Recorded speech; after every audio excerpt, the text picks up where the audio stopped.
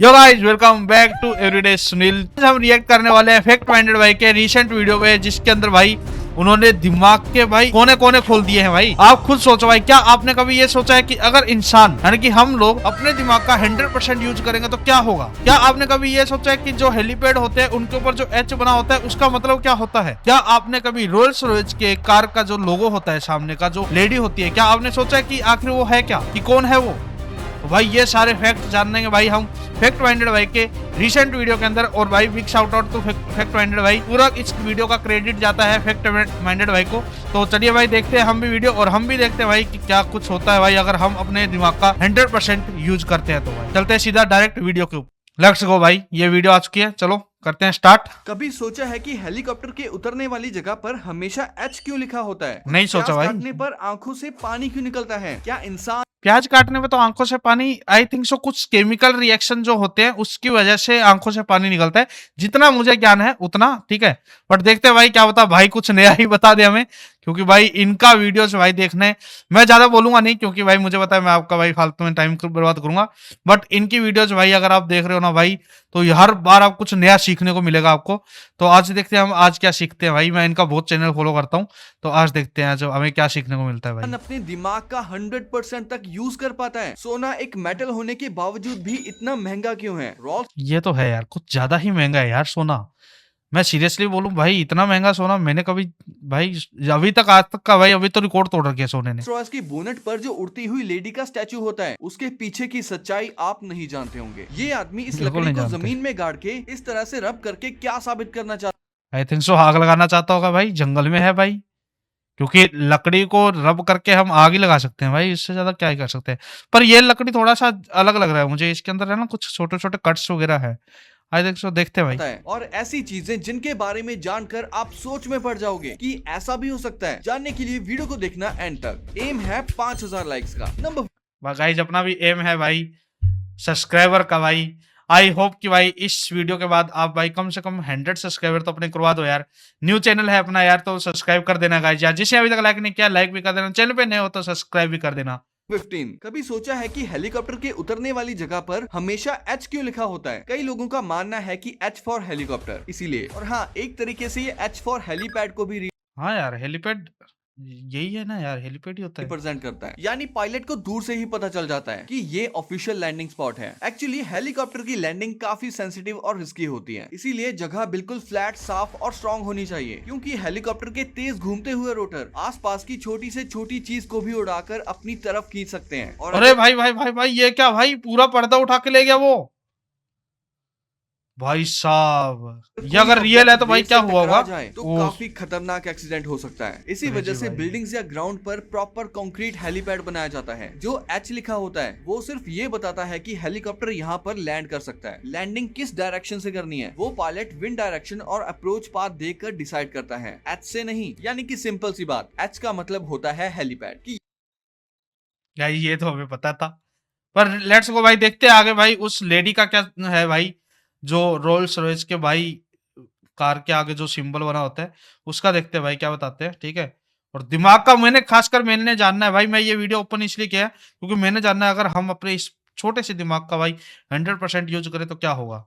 Let's go देखते हैं भाई। यहाँ हेलीकॉप्टर की लैंडिंग अलाउड है। नंबर 14। अगर आपने नोटिस किया हो कि कुछ प्याज आसानी से कट हो जाते हैं, लेकिन कुछ को काटते ही आंखों से पानी बहने लगता है। प्याज में एक स्पेशल एंजाइम एलिनेज और कुछ सल्फर कंपाउंड्स होते हैं। जैसे ही आप प्याज को कट करते हो, उसके सेल्स टूट जाते हैं और ये एंजाइम सल्फर कंपाउंड्स के साथ रिएक्ट करके एक टीयर गैस जैसी गैस बनाता है। इसका मतलब ये हुआ ना गाइज कि हम घर पे टीयर गैस बना सकते हैं। बट मैंने ये सही कहा था, कुछ लिक्विड या कुछ वो होता है कि जिसकी वजह से आंखों से पानी आता है प्याज काटते वक्त। तो वो मेरी बात सही थी, पर मुझे ये नहीं पता था भाई कि हम टीयर गैस भी बना सकते हैं। आई मीन टीयर बनेगा नहीं इतना जल्दी, बट क्या पता भाई बन इसका भी जाए। नाम है सिनप्रोपेनिथिल एस ऑक्साइड। ये गैस हवा में ओह। मिक्स होती है और आंखों तक पहुंचकर उन्हें इरिटेट अरे करती भाई है। ये कितना आंखें फनी इस है। इरिटेशन से बचने के लिए आंसू निकाल देती हैं ताकि गैस को वॉश आउट किया जा सके। पुराने और मीठे प्याज में ये गैस कम बनती है, इसीलिए आंसू भी कम आते हैं। इसका मतलब समझ रहे हो, जो भी मेरी बहनें वीडियो देख रही है वो समझ रही है कि जो प्याज से आंखों से पानी आ रहा है भाई, वो प्याज कड़वा है भाई, खा रहा है। जबकि ठीक है। फ्रेश प्याज ज्यादा स्ट्रॉन्ग रिएक्ट करते हैं। फ्रिज में ओह। ठंडा करके छीलने के बाद कुछ देर पानी में रखने से या शार्प नाइफ से कट करने पर इसका इफेक्ट काफी कम हो जाता है। ये तो सही है यार। भाई ये कुछ अलग ही सीखने को मिला है भाई। प्याज को काटने से पहले फ्रिज में रख दो या फिर ठंडे पानी में धो लो भाई। ये तो कुछ नया मिला है भाई। क्योंकि सही है प्याज के यार। मैं रूप ट्राई वाले करूंगा घर हिस्से पे। में एंजाइम सबसे ज्यादा होता है, इसीलिए उसे सबसे लास्ट में कट करो तो आंसू और भी कम आएंगे। नंबर 13, कभी सोचा है कि गोल्ड एक मेटल होके भी इतना महंगा क्यों होता है? क्या सिर्फ इसके कलर की वजह से? एक्चुअली बात इससे काफी इंटरेस्टिंग है। गोल्ड तो माइन में मिलता है ना, आई थिंक सो। और है भाई, गोल्ड महंगा असल तो में बहुत है। अर्थ के सरफेस का हिस्सा ही नहीं था। जब अर्थ बनी थी, हैवी मेटल्स जैसे गोल्ड मॉल्टन कोर में चले गए। जो गोल्ड आज हमारी जमीन की ऊपर की लेयर में मिलता है, वो बाद में मीटेओराइट्स और एस्टेरॉइड्स के क्रैश होने से आया। क्या है भाई ये? यानी कि जो हम गोल्ड देख रहे हैं वो हमारी धरती का है ही नहीं। यानी हम जो देखो गोल्ड क्या? पहनते हैं वो लिटरली आउटर स्पेस का गिफ्ट है। आज भाई साहब ये तो कुछ नया ही सीखने को मिल गया भाई। गोल्ड को जमीन से निकालने के लिए माइनिंग करनी पड़ती है और ये प्रोसेस बहुत महंगा और डेंजरस होता है। हर माइन अलग होती है, पर एवरेज क्वालिटी के ओर में 1 ग्राम गोल्ड निकालने के लिए 1 टन या उससे व्हाट द हेल भाई, 1 टन? 1 टन में से सिर्फ 1 ग्राम निकल रहा है? ज्यादा पत्थर तोड़ना पड़ता है। जितना कम गोल्ड ओर में होगा उतना भाई। ज्यादा रॉक तोड़ना पड़ेगा, इसीलिए कॉस्ट भी बढ़ जाती है। इस सब के चलते ही गोल्ड का प्राइस नेचुरली हाई होता है और बहुत रिसर्चर्स ज्यादा का है मानना भाई। है कि आने वाले टाइम में गोल्ड माइनिंग और ज्यादा डिफिकल्ट और एक्सपेंसिव होती जाएगी, क्योंकि हाई क्वालिटी गोल्ड और धीरे धीरे खत्म हो रहा है। लेकिन आने वाले 25 सालों में माइनिंग पूरी तरह नामुमकिन नहीं होगी, बस और चैलेंजिंग बनेगी। स्पेस से आया हुआ मेटल, रिस्की माइनिंग और लिमिटेड सप्लाई, इसी वजह से गोल्ड हमेशा स्पेशल भाई। और महंगा रहता है। नंबर 12, कभी कभी हम देखते हैं कि कुछ फ्रूट्स और वेजेस कुछ ह्यूमंस ऑर्गन्स जैसी दिखती हैं। लोग सोचते हैं कि शायद जो जैसा दिखता है वो उस ऑर्गन के लिए फायदेमंद होता होगा, पर सच हाँ। ये है कि ये सिर्फ एक पुरानी मान्यता है जिसे डॉक्ट्रिन ऑफ सिग्नेचर्स कहा जाता था। साइंस के हिसाब से शेप का हेल्थ बेनिफिट से कोई लेना देना ही नहीं है। हाँ, कुछ फूड्स अपने न्यूट्रिशन की वजह से फायदेमंद होते हैं, पर उनके दिखने की वजह से नहीं। जैसे गाजर में बेटा कैरोटीन होता है, इसीलिए आई साइट के लिए अच्छी होती है, पर इसलिए नहीं कि वो आंख जैसी लगती है। अखरोट में ओमेगा 3 होता है, ये तो मैंने पहली बार देखा है कि जो कैरेट होती है वो आंख की तरह दिखती है।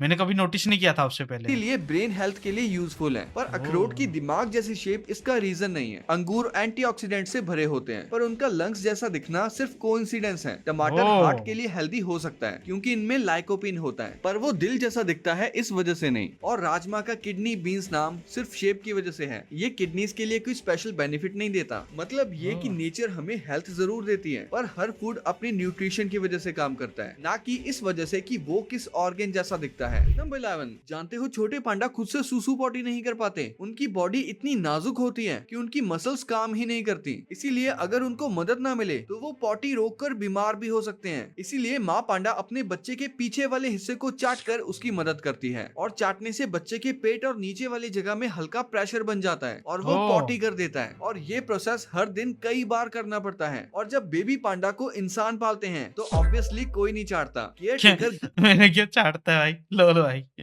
गर्म पानी में भीगा हुआ सॉफ्ट कपड़ा लेकर उस एरिया को हल्का रब करते हैं। बस इतनी सी स्टिमुलेशन से बेबी पांडा आराम से पॉटी कर लेता है। नंबर 10, ओह, आखिर सही कैसे है। लाइनमैन इतनी हाई वोल्टेज पावर लाइंस पर काम कर लेते हैं, वो भी बिना शॉक लगे? क्या वो सिर्फ ग्लव्स पहनकर 30,000 वोल्ट्स की लाइव नहीं भाई, नहीं, ये ग्लव्स का एक्चुअली में ये ग्लव्स का काम नहीं है, ठीक है? क्योंकि भाई ग्लव्स से 30,000 वोल्टेज भाई बहुत होती है यार। ये अकेला ग्लव्स नहीं कर सकता। एक्चुअली में गाइस, आपको अगर नहीं पता है तो भाई मेरा एक हाथ नहीं है, ठीक है?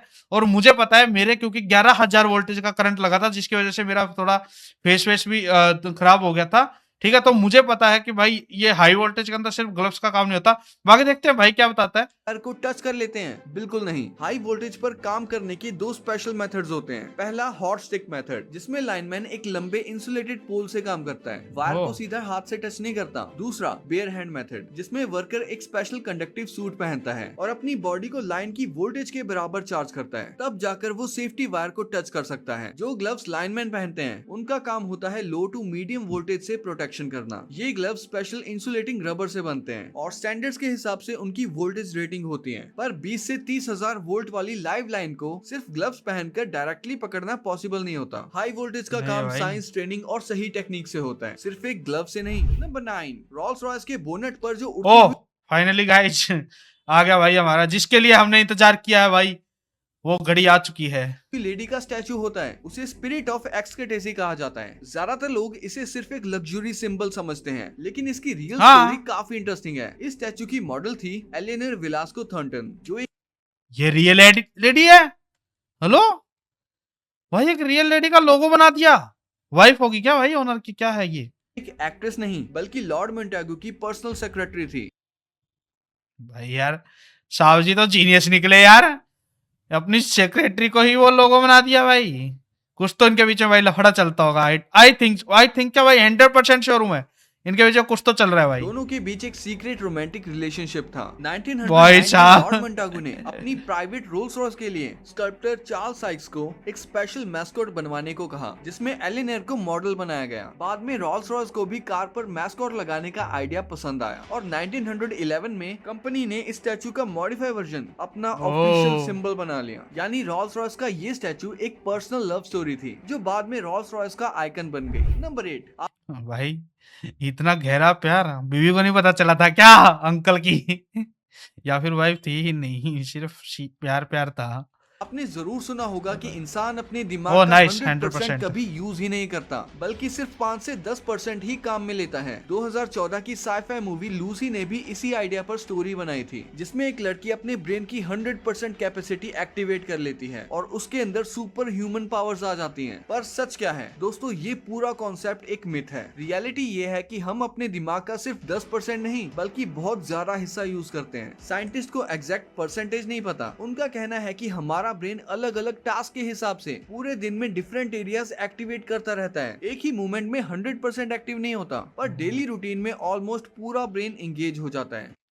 भाई यार ये तो मुझे पता ही नहीं था, क्योंकि हमें आज तक जितना पढ़ाया गया है, जितना बताया गया है, वो यही है कि भाई हम अपने दिमाग का कुछ परसेंट एरिया है, कुछ परसेंट ही हम इस्तेमाल करते हैं भाई। इसका सबसे बड़ा सबूत भी सिंपल है। अगर हम सिर्फ 10% दिमाग यूज करते हैं तो किसी को माइनर ब्रेन इंजरी का कोई इफेक्ट ही नहीं होता, लेकिन रियलिटी में छोटा सा ब्रेन डैमेज भी सही है भाई ये। मूवमेंट या मेमोरी तक बिगाड़ देता है। यानी ब्रेन पूरी कैपेसिटी से काम करता है, बस अलग अलग टाइम पर अलग अलग पार्ट्स एक्टिवेट होते रहते हैं। नंबर 7, जरा इस इल्यूजन को ध्यान से देखो। ये दोनों टॉयज एग्जैक्ट सेम साइज के हैं, पर फिर भी एक बड़ा है और एक छोटा। ऐसा क्यों? क्योंकि हमारा ब्रेन बैकग्राउंड को देखकर चीजों का साइज जज करता है। जब कोई ऑब्जेक्ट दूर वाले पर्सपेक्टिव लाइंस के साथ दिखाई देता है तो माइंड ऑटोमेटिकली समझता है कि वो ज्यादा दूर है और दूर वाली चीज नेचुरली छोटी लगती है। इसीलिए यहाँ सेम साइज के टॉयज भी अलग अलग साइज के दिख रहे हैं। ये एक क्लासिक पर्सपेक्टिव इल्यूजन है, जिसमें आंख सही होती है पर दिमाग फूल हो जाता है। नंबर 6, ये कोई आम कीड़े नहीं जो इस आदमी ने पकड़े हैं, बल्कि ये है एशियन जायंट हॉर्नेट। ये हॉर्नेट्स अक्सर मधुमक्खियों के छत्तों में घुसकर उनका सफाया कर देते हैं। सिर्फ एक हॉर्नेट 1 मिनट में 40 मधुमक्खियों को मार देता है। भाई मधुमक्खियां काटती नहीं है क्या? क्योंकि 40 मधुमक्खियों का काटना भाई सोचो कितना होता है भाई। हम अगर करे भाई, अगर हाथ भी लग जाए तो भाई, अगर एक मधुमक्खी भी काट ले तो भाई सूझ के पूरा बंदा लाल हो जाए। ये 40 मधुमक्खी, सिर्फ एक हॉर्नेट 1 मिनट में 40 मधुमक्खियों को मार देता है और कुछ ही घंटों में पूरा छत्ता खत्म। इससे फार्मर्स का काफी भारी नुकसान होता है। इसीलिए वो लोग मीट का लालच देकर चुपके से किसी एक हॉर्नेट पर रिबन या सफेद धागा बांध देते हैं, ताकि उड़ते वक्त वो दूर से ही दिख जाएं। फिर वो ड्रोन से उनका पीछा करते हैं ताकि उन हॉर्नेट्स के घर की लोकेशन मिल जाए। फिर एक्सपर्ट स्पेशल प्रोटेक्टिव सूट पहनकर वहाँ जाते हैं और पूरी हॉर्नेट कॉलोनी को खत्म कर देते हैं, इंक्लूडिंग रानी हॉर्नेट। अरे भाई खतरनाक लोग हैं। नंबर 5, अगर कभी आपको कोई बंदा जमीन में एक लकड़ी गाड़कर दूसरी लकड़ी से उसे रब करता दिख जाए तो हैरान मत होना, क्योंकि ये कोई जादू टोना नहीं है। ये एक्चुअली एक टेक्निक होती है अर्थवॉर्म्स को जमीन से बाहर निकालने की, जिसे वॉर्म चार्मिंग या वॉर्म ग्रंटिंग कहते हैं। इसमें होता क्या है, एक स्टिक पर छोटे छोटे कट्स लगाए जाते हैं और फिर उसे मिट्टी में गाड़ कर खड़ा कर दिया जाता है। फिर दूसरी स्टिक से उस पर रब किया जाता है। इससे जमीन में लो फ्रिक्वेंसी वाइब्रेशंस फैलती हैं। अब आप सोच रहे होंगे कि अर्थवॉर्म्स को लगता होगा कि बाहर बारिश आई है, तो बाहर निकलने का वक्त आया है। लेकिन यहीं पर साइंस का एक ट्विस्ट आता है। अर्थवॉर्म्स को ये वाइब्रेशन बारिश नहीं लगती, उन्हें लगता है कि कोई प्रेडेटर जैसे कोई मोल जमीन में मूव कर रहा है, क्योंकि मोल्स इनके सबसे बड़े शिकारी होते हैं। इसीलिए वॉर्म्स डर कर तुरंत बाहर की सरफेस पर आ जाते हैं ताकि वो नीचे होने वाले अटैक से बच सकें। लेकिन वो ऊपर वाले इंसानों से नहीं बच पाते और इसी ट्रिक का यूज करके लोग केंचुए को आसानी से पकड़ लेते हैं। ओ भाई साहब, ये तो कुछ क्रेजी था भाई, मैं पूरा खो गया उसके अंदर कि आखिर करता क्या है वो। नंबर 4, ये डिवाइस चोरों को गुद्दी से पकड़कर पुलिस के पास ले आता है। क्यों भाई? उसके अंदर इंसान छुपा हुआ है। और पुलिस का आधा काम तो ये खुद ही निपटा देता है, क्योंकि चोरों के पीछे हाई स्पीड में चेस करना बहुत रिस्की होता है, कभी भी बड़ा एक्सीडेंट हो सकता हाँ यार, है। ये तो है। इसीलिए पुलिस यूज करती है ये स्पेशल कार ट्रैकिंग डार्ट। ये डार्ट पुलिस की गाड़ी के आगे से फायर होता है और जाके चोर की गाड़ी पर चिपक जाता है। जैसे ही डार्ट लगता है, फिर पुलिस तुरंत ही चोर का पीछा छोड़ देती है, क्योंकि डार्ट के लाइव जीपीएस सिग्नल से चोर की लोकेशन ट्रैक होती रहती है और फिर पुलिस लोकेशन पे छापा मार के चोर को गुद्दी से पकड़ लेती है। भाई एक्चुअली में ना ये चीज इंडिया में भी होनी चाहिए अपने, है ना, क्योंकि इंडिया के अंदर काफी सारे भाई ऐसे केसेस होते हैं भाई, तो ये चीज इंडिया में भी होनी चाहिए। 3, क्या आप जानते हो कि एक ऐसी स्ट्रिप होती है जिसे हम मोबियस स्ट्रिप कहते हैं? आप इसे हाँ। एवेंजर्स एंड गेम में भी देख चुके होंगे। इस स्ट्रिप की डिस्कवरी ऑगस्ट फर्डिनेंड मोबियस ने 1858 में की थी। और भाई जिस तरीके से ये अभी एनिमेशन में गिरा है ना, ये चेन एक गिरी है, मुझे अब भाई ये ना बोल दे कि ये गलती से इजाद हुई है कोई चीज, ठीक है, क्योंकि भाई काफी सारी ऐसी चीजें हैं भाई जो गलती से बनी है, यहाँ तक कि हमारी माचिस वगैरह एंड ऑल बहुत सारी ऐसी अपने जो डेली बेसिस पे लाइफ में जो चीजें यूज कर रहे हैं, उनमें से आधी से ज्यादा चीजें ऐसी है जो भाई गलती से बनी है और हम उसको यूज कर रहे हैं और हमें ये पता ही नहीं है भाई। आप लोग अगर जानते हो भाई ऐसी अगर किसी चीज के बारे में, तो भाई कमेंट करके बताना, ठीक है। और अगर आप चाहते हो कि हम ऐसी एक वीडियो लाएं जिसके अंदर सारी ऐसी चीजें बताएं आपको, कि जिसके अंदर भाई जो गलती से एकदम ऐसे बनी हुई है, ठीक है, और हमारे डेली बेसिस पे काम करती है, ठीक है, काम में आती है, तो भाई कमेंट में बताना, तो अपने नेक्स्ट वीडियो उसी पे बनाते हैं फिर, ठीक है।